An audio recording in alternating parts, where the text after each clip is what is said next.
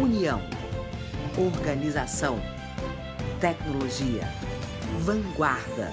evolução. Núcleo de Telesaúde do Hospital Universitário. Universidade Federal do Maranhão.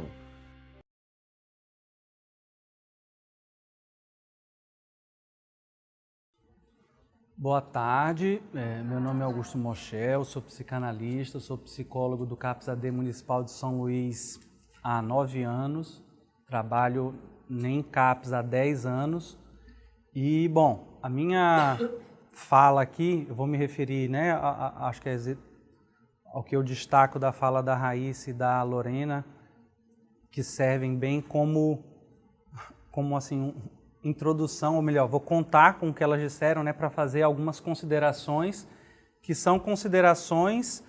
como alguém que está na rede, né, do município de São Luís há já alguns anos. Então são observações para além das discussões teóricas, né, e do que a legislação prevê e de todo o que já se pensou e já se previu para a saúde mental, vou falar a partir da minha experiência concreta na rede de São Luís, certo? Em relação a que eu destaco, né, da fala da Raíssa, que é em relação a essa ideia de o Janeiro Branco trazer a discussão sobre saúde mental de uma maneira mais ampla, né, do que somente a discussão de saúde mental para aqueles transtornos mentais mais evidentes, né, pessoas que já estão num nível de sofrimento elevado, e a gente conseguir ampliar para a ideia de as pessoas que estão com algum sofrimento, qualquer tipo de sofrimento, possam ter acesso, né, à escuta, ao apoio, ao acolhimento na rede de saúde como um todo, né, não só na rede de atenção psicossocial. Então eu queria destacar, né, a discussão que eu vou colocar faz referência à rede de saúde, né, a rede de atenção à saúde, ou seja, todos os dispositivos de saúde que incluem, né, as unidades básicas de saúde, as unidades de média e alta complexidade, todos os serviços, e a rede de atenção psicossocial, que a Lorena, né, explicou muito bem. E aí eu vou dar destaque para 2 componentes da rede de atenção psicossocial, né, tal como ela está prevista na portaria 3088, que a Lorena explicou, mas eu vou destacar só alguns componentes, que é o da atenção psicossocial especializada e da atenção residencial de caráter transitório. Bom, primeira coisa que eu queria dizer, que eu acho que pode ser até um pouco polêmico, um pouco chocante, mas eu acho que é uma informação que a gente tem que partir, né, como eu disse, a minha fala parte da realidade concreta com a qual eu trabalho há esses anos. E eu, nos 10 anos que eu trabalho em CAPS, não me lembro de nenhuma vez que eu tenha recebido algum cliente no CAPS tendo sido encaminhado por algum ponto da atenção básica, né? Realmente não me recordo em 10 anos que tenha chegado alguém lá no CAPS, encaminhado por um agente comunitário de saúde, referenciado por uma unidade básica ou até acompanhado, né, por um profissional dessas unidades. Não. Que eu me lembro, em 10 anos nunca vi, né? As pessoas que chegam, geralmente chegam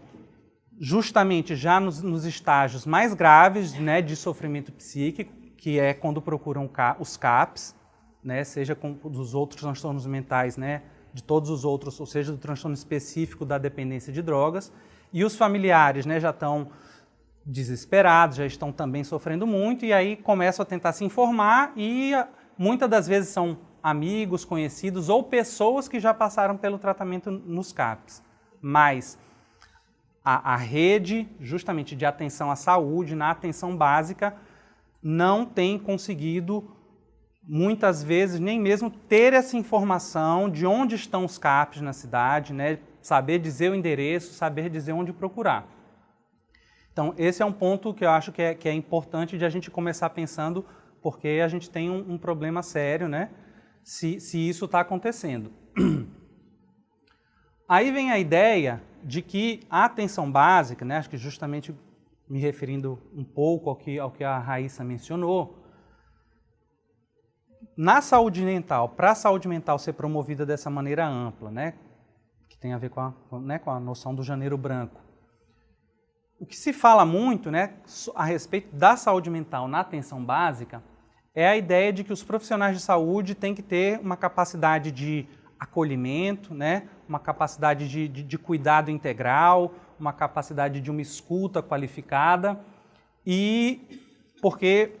cada profissional de saúde, não só os psicólogos, devem ter essa capacidade de se interessar e de escutar, né, todo o sofrimento da pessoa e não só uma queixa física, né, de um mal-estar físico ligado a uma doença física. E aí, para fazer esse comentário, eu até li um caderno do Ministério da Saúde, né, um caderno de atenção básica sobre saúde mental na atenção básica, né, que fica como indicação, de 2013. E lá há a descrição, né, da experiência de uma médica, no início da sua formação, do seu trabalho na rede, na atenção básica. E fica lá colocada essa questão da dificuldade, enfim, da complexidade, pelo menos, que está em jogo quando a gente se dispõe a realmente escutar o sofrimento de alguém. Né? Quando a gente se dispõe a deixar a pessoa falar, a acolher aquilo, enfim, que é uma necessidade de ela expor as suas angústias, antes de achar que tem que responder, que tem que resolver o problema, né? Que é uma atitude frequente e compreensível entre os profissionais de saúde, né? Querer resolver, querer amenizar de imediato o sofrimento. E aí, nesse relato que há nesse caderno de saúde, se fala, até se entra, é interessante, né, em um detalhe da complexidade do que é escutar o sofrimento do outro, porque quando a gente se dispõe a escutar o sofrimento psíquico, sobretudo, né, de outra pessoa, isso muitas vezes toca nos nossos pontos de sofrimento, né? E se a gente não está preparado para isso, a gente sofre junto, demasiadamente, então você como profissional pode adoecer também, ou também, o que é muito comum, o profissional não suporta oferecer essa escuta e começa a se proteger, a evitar esse contato mais aprofundado, mais complexo com o sofrimento do outro. Então, eu acho que uma das discussões que são muito importantes de serem feitas sobre essa noção da escuta, né, do sofrimento psíquico estar presente em todos os profissionais da rede, na atenção básica, em todos os níveis, é como que se produz essa escuta qualificada? Como se qualifica a escuta de um profissional? Né? O que é necessário para um profissional estar capacitado para essa escuta? Porque, assim, muitas vezes o que se percebe, acho que até um pouco, às vezes, na maneira como a discussão é colocada desde assim, né, do Ministério da Saúde, ou pelo menos a maneira como vai se tornando, as pessoas vão se apropriando, né, de uma maneira geral, é como se essa escuta fosse algo fácil, né, fosse algo que bastasse uma disposição, bastasse querer, e me parece que é bem mais complexo do que isso. Porque, bom, como psicólogo, né, eu falo, para um psicólogo se sentir qualificado para escutar o sofrimento de alguém, há uma formação, né, muito específica no campo das ciências humanas, no campo da própria psicologia, e o que geralmente é enfatizado também na formação do psicólogo é a própria terapia individual, né, ele passar por um processo terapêutico antes e durante, né, a sua inserção profissional, para aprender a situar, né, e diferenciar o que é o próprio sofrimento dele do que é o sofrimento da pessoa que ele está atendendo. Então, essa ideia de que a escuta é algo que pode se produzir, né, em qualquer profissional, em todo profissional que está na rede, eu realmente, coloco a questão e para a gente conversar, né, depois, porque não é o que se observa, né? Também, novamente, trazendo um dado de alguém que está trabalhando na rede,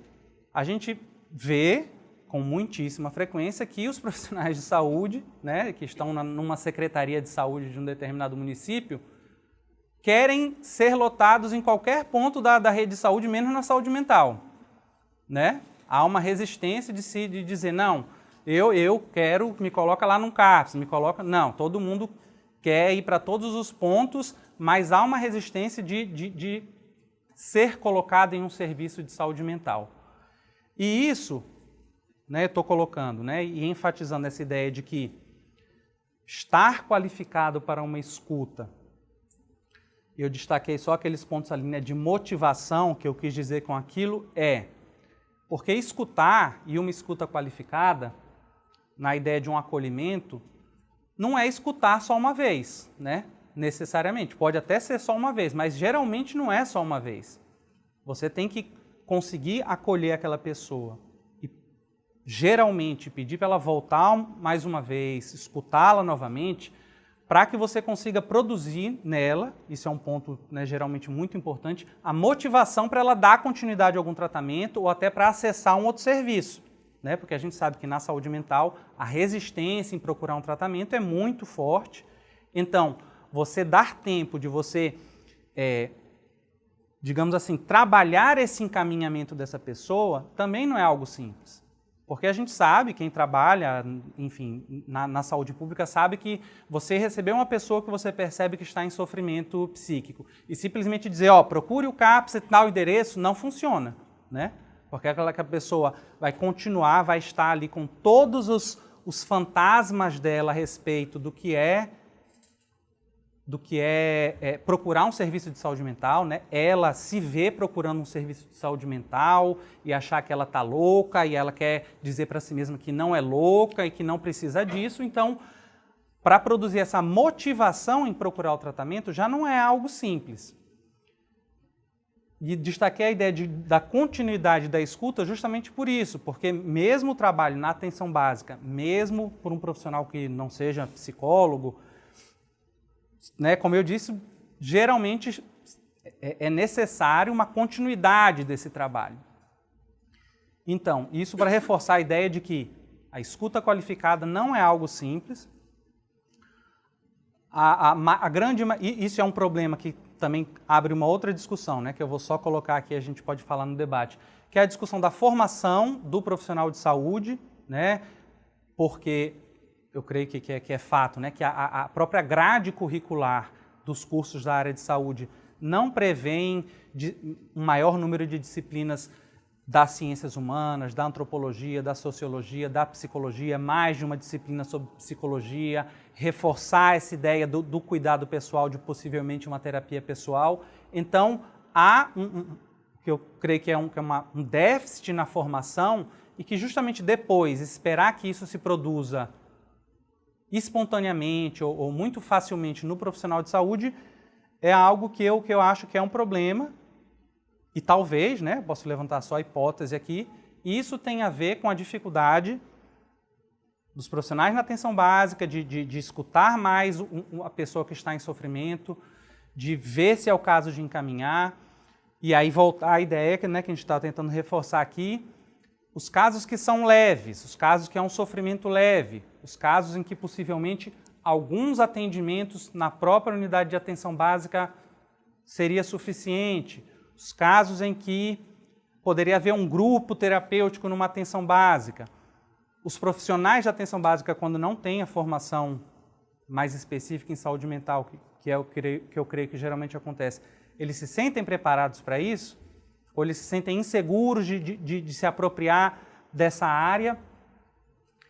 E aí ocorre justamente a desassistência, né, uma lacuna na rede, justamente para esses sofrimentos leves, né, para as pessoas que têm uma dificuldade que possivelmente não vão procurar um CAPS, não vão precisar de um tratamento intensivo, mas não encontram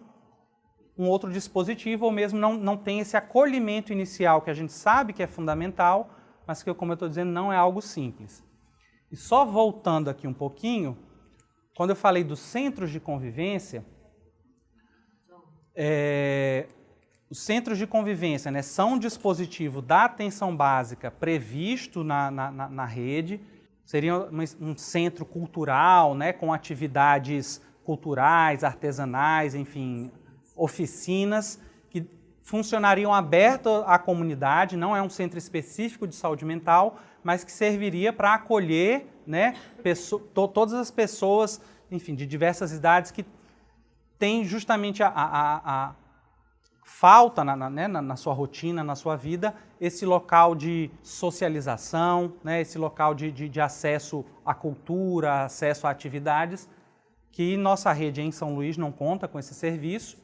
e que, bom, eu cito nesse momento porque justamente eu acho que mostra como geralmente as redes de saúde, pelo menos aqui do nosso município que eu posso falar, não estão atentas, não estão preparadas para os sofrimentos leves, né? Para a pessoa que não vai frequentar uma unidade especializada, mas se beneficiaria, né, de um outro dispositivo, com um outro regime de frequência das pessoas com quem ele vai interagir. Bom, quanto a esse ponto, eu acho que eu já vinha falando, né, só para comentar esse slide, né, falei da própria formação dos profissionais de saúde e destaco esse ponto do constrangimento dos profissionais em abordar o tema da saúde mental, porque é algo que eu escuto de profissionais muito qualificados, né, profissionais muito bem preparados, mas que até quando eles identificam algum sofrimento mental, um sofrimento psíquico, para sugerir que a pessoa procure um tratamento especializado, há um certo constrangimento. Olha, essas queixas todas que você está me apresentando aqui não são tanto de ordem física, talvez você não esteja bem, esteja deprimido, esteja muito ansioso. Não é fácil, né? Por conta, bom, claro, de todo o preconceito, de todos os tabus relativos à saúde mental, que, bom, acho que todo mundo conhece, né? Todo mundo sabe dessa dificuldade, mas que eu acho que é importante destacar aqui os próprios profissionais, às vezes, ou seja, o tabu não está nem com quem não tem formação, né, com quem é o público, pelo menos, com quem está sofrendo naquele momento, mas o próprio profissional, às vezes, lhe falta a capacidade de abordar esse assunto sem que a pessoa não queira voltar, ignore, até se chateie com o profissional, né? Está me chamando de louco? O que ele está querendo dizer com isso? Então, acho que a questão da formação dos profissionais de saúde precisa ser colocada nessa discussão, se a ideia, né, é ampliar o acolhimento em saúde mental para toda a rede de saúde. E em relação, aí eu acho que tem um comentário, alguns comentários que eu faço que aí já entrando, né, eu falei da atenção básica, como eu havia falado no início, né, e fazer um comentário sobre a atenção básica. Agora eu vou falar sobre os serviços da atenção psicossocial especializada, que na portaria 3088 previa, né, os CAPs,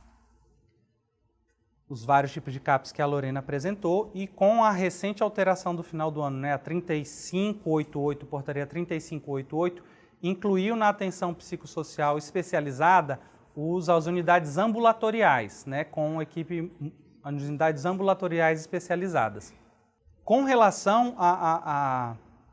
ao assunto, né, na unidade especializada, né, já não é só o assunto do acolhimento, né, do sofrimento, um acolhimento inicial, mas do próprio desenvolvimento, né, da realização do tratamento, das terapias, né, de um modo mais intensivo. Eu volto a reforçar quanto a isso, né, acho que a ideia que eu continuo me referindo é essa ideia de que esse tratamento intensivo, especializado, com a escuta qualificada, que de fato aí, por exemplo, né, num CAP se espera que de fato há uma equipe multiprofissional e se espera que todos tenham, né? Num serviço especializado, seria de se supor que os enfermeiros, enfermeiras, assistentes sociais, terapeutas ocupacionais, psicólogos, técnicos de enfermagem, educadores físicos, farmacêuticos e, bom, pedagogos e todas as áreas que podem compor, né, a equipe multiprofissional, seria de se esperar que tenham essa escuta qualificada, que tenham alguma, enfim, pós-graduação na área de saúde mental. E aí eu acho que para mim se coloca de novo a questão do quanto isso é possível, ou qual é a dificuldade, qual é a complexidade envolvida, porque ocorre de a equipe não estar assim tão preparada para essa escuta aprofundada, inclusive para os próprios psicólogos, né? Porque CAPS, acho que tem toda uma discussão da sua origem, né, das discussões históricas do fim da década de 80 que culminaram, enfim, né, com a criação dos primeiros CAPs e depois com o fato de ele se tornar a política nacional. Mas há, né, inclusive na portaria se fala disso, né, que os CAPs devem ter uma orientação das suas atividades serem prioritariamente coletivas. E eu acho que essa ideia também se espalhou, se tornou assim, um consenso de uma maneira que às vezes me parece um pouco problemática, porque há uma certa ideia de que o atendimento individual, né, e da psicoterapia individual sobretudo, não pertence muito ao CAPS, esse trabalho de psicoterapia individual enfim, é individualista, não é algo próprio do contexto do CAPS que deve favorecer a convivência. Isso é uma discussão que até está na literatura, né, em psicologia, quem tem que procurar até essa crítica que pode ser feita, e que eu acho que é importante de ser destacada, né? Para mim, a escuta individual, e aí eu creio que há uma atribuição específica para o psicólogo, né, da própria psicoterapia. Os psicólogos nos CAPs têm que estar preparados para isso, que nem sempre me parece que isso ocorre, ou pelo menos, bom, essa de fato é uma posição, né, teórica e pessoal minha, que pode, obviamente, ter várias divergências, mas é a minha posição de que o profissional tem que estar capacitado para a escuta individual e no CAPS deve ocorrer a psicoterapia individual, sem prejuízo das atividades coletivas que têm outra função, tem várias funções que não são, de fato, substituídas pela terapia individual, mas deve haver, porque me parece que para qualquer sofrimento psíquico, e sobretudo para os sofrimentos intensos, há uma necessidade do espaço sigiloso, do espaço individual, do espaço privativo, que não é possível, acho que quase que por definição, né, em uma atividade coletiva. Ninguém fala das profundezas da sua intimidade em um grupo e nem funciona bem quando isso acontece, né? E aí vem a questão que eu destaco, né, a esse respeito, do próprio espaço físico do CAPS, mas isso vale, acho que, para as outras unidades. Se o espaço físico das instituições estão preparados para essa preocupação com a saúde mental. Porque para um espaço físico que me parece fundamental e necessário para o acolhimento do sofrimento mental é ter uma sala para um atendimento individual. E há essa disponibilidade na atenção básica? Ou há um pouco aquela ideia que também, né, se ouve muito, eu pelo menos ouvi muito no trabalho em CAPS, essa ideia de que em qualquer cantinho você pode sentar e fazer uma boa escuta, né? Você pode se aproximar da pessoa, não é necessário. E no próprio sala de recepção você faz uma entrevista inicial muito boa. Eu acho isso realmente discutível, né? Acho que ninguém se sente confortável de falar da própria vida e da própria vida, né, de sofrimento psíquico num espaço qualquer. Então é um ponto a ser colocado e de como as unidades estão ou não preparadas para isso. A respeito do ambulatório, né, que foi agora inserido, né, por uma portaria, não era mais um serviço previsto pela RAPS, pela Rede de Atenção Psicossocial. Como a Lorena falou, né, aqui em São Luís ainda existiam alguns serviços que são ambulatórios e agora, né, vai haver um novo reconhecimento. E, bom, a discussão que havia, né, e que teve a ver com a retirada do ambulatório da rede, era a ideia de que os CAPs deveriam ter essa capacidade, né, de prover o atendimento tanto no regime intensivo quanto no não intensivo. Então, né, os casos mais leves seriam atendidos, teria profissionais de todas as áreas para o atendimento individual que o sujeito poderia frequentar, né, uma vez por mês, uma vez por semana, uma vez a cada 2 meses. E aí me parece que isso não funcionou dessa maneira, né? Acho que pode ter a ver com essa... Mas que me parece que pode ter a ver com... Só que na UBS, não, por exemplo, né, o que está previsto... ainda vai ser me parece que nessa portaria não saiu a equipe mínima para ambulatório. Isso ainda não está muito claro para mim, pelo menos. Mas eu creio que no ambulatório vai ter profissional de psicologia, né, para os atendimentos individuais de outras áreas, e que geralmente nas unidades básicas de saúde não há, né, psicólogo na composição da equipe mínima. Os CAPs, eu acho, né, que isso não funcionou bem, do que eu vejo da minha prática. Pode ter sido um excesso de atribuições para o CAPS, né, porque realmente os profissionais do CAPS acho que se envolvem muito nessa rotina do regime intensivo, né, com as oficinas, com a frequência das pessoas que estão frequentando diariamente, com a presença das famílias, com o diálogo, né, o planejamento em equipe, que inserir essa lógica do atendimento periódico só, né, só de atendimentos separados, é complicado. Acho que até por uma questão de própria estrutura física, isso faria com que o CAPS realmente ficasse uma instituição muito grande, que acho que também não era o objetivo inicial, e também é uma discussão que já está colocada, né, a questão da rede ter ficado inicialmente CAPS-cêntrica, né, tudo muito centralizado no CAPS, e isso, bom, já vem sendo discutido. Agora surgiu essa ideia, bom, foi produzida a portaria do retorno do ambulatório, que eu estou mencionando aqui, né, algumas coisas que eu conheço da discussão sobre a validade do serviço ambulatorial ou não, mas o que eu quero destacar em relação a isso é, assim, só um comentário, né, acho que uma das discussões que havia contra o ambulatório, e que eu acho que do que eu assisto, realmente é muito fácil de acontecer no serviço ambulatorial, é se tornar um serviço só de consultas médicas, né? Como é que se diz? Com excesso de demanda, né? Então, muitas consultas agendadas, os ambulatórios facilmente incham, digamos assim, não dão conta dessa demanda por um atendimento psiquiátrico. E aí vem a discussão como se dá o acompanhamento pelos outros profissionais, né? Será que os outros profissionais, e aí,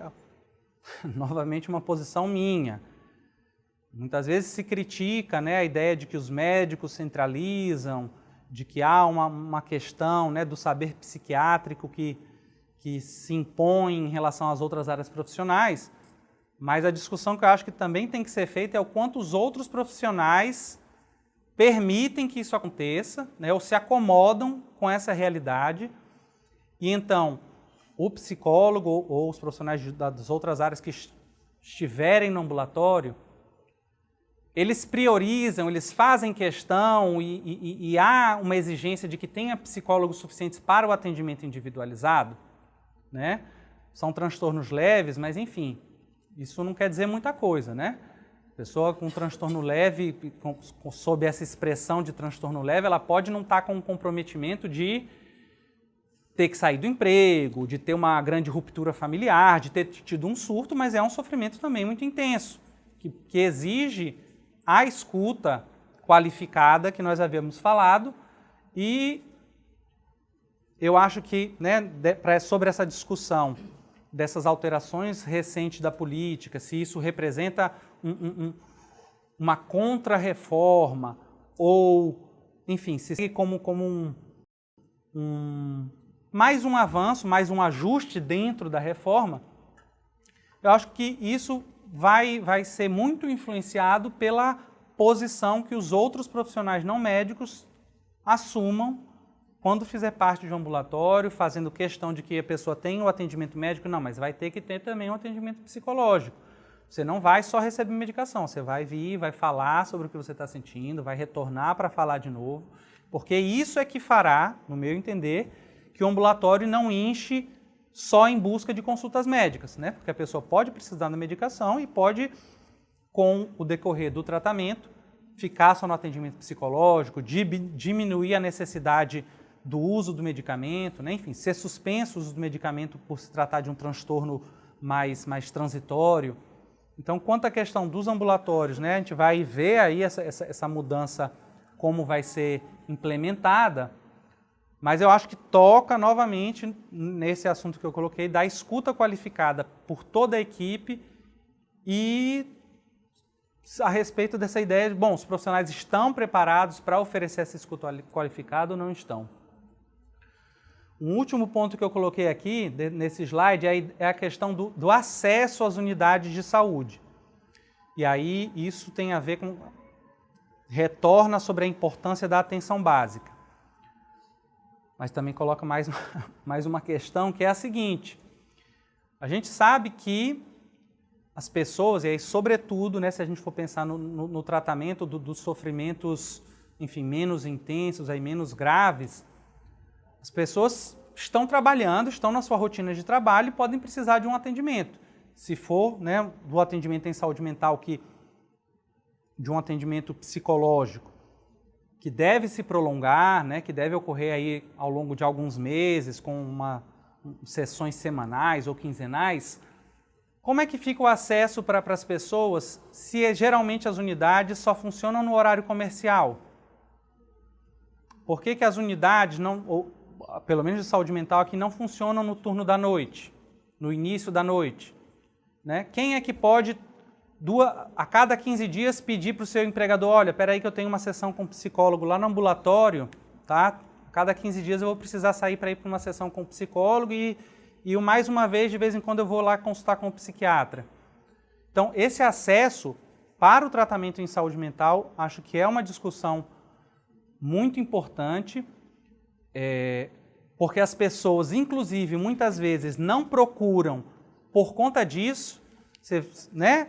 Às vezes a atenção básica, aí também, né, algo que mostra um outro lado, né? Quando eu falei que a atenção básica, até hoje eu nunca recebi alguém encaminhado pela atenção básica, mas agora vem uma defesa possível, é que quantas pessoas, ao serem atendidas numa unidade básica de saúde, a pessoa sugerir, olha, procure um psicólogo, vá conversar, essa pessoa não tem quem procurar, ou justamente está na sua rotina de trabalho e não tem como sair do trabalho para fazer um acompanhamento psicológico. Então, a questão do horário de atendimento, eu acho que é uma questão para ser pensada, né, nessa rede, na rede de atenção à saúde, na rede básica, e os próprios locais, que a gente sabe também, né, que isso tem a ver com o assunto do horário. Se é muito distante, se o acesso, né, pelos meios de transporte público é muito demorado, é muito distante, isso é um impedimento real para o acesso ao serviço de saúde. Então, por exemplo, no nosso município, há CAPs distribuídos corretamente, como prevê as portarias pela área e pela população do município? Não há. Os ambulatórios, como isso se dará? Haverá essa distribuição para que a pessoa que queira fazer o tratamento ambulatorial, ela vai conseguir acessar? Ou vai ser como é hoje, né? Que é um no Filipim, outro no Anjo da Guarda, então o sujeito que vier lá do Tirirical,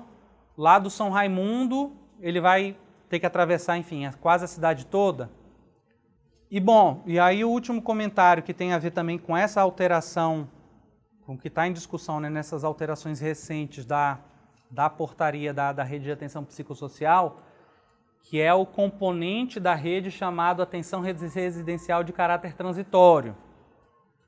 que é o que antigamente a gente costumava chamar de internação, né? Agora é a atenção residencial de caráter transitório,